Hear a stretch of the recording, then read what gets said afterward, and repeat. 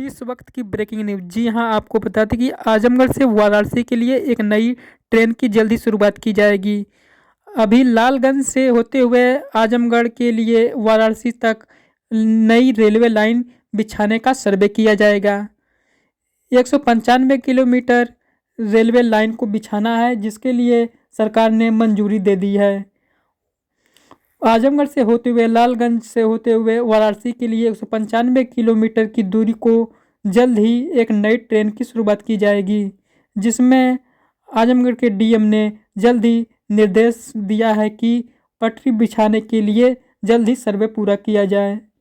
आजमगढ़ से वाराणसी जाने के लिए काफ़ी सबको दिक्कत झेलनी पड़ती थी, अब नहीं झेलनी पड़ेगी। इसकी शुरुआत जल्द ही किया जाएगा।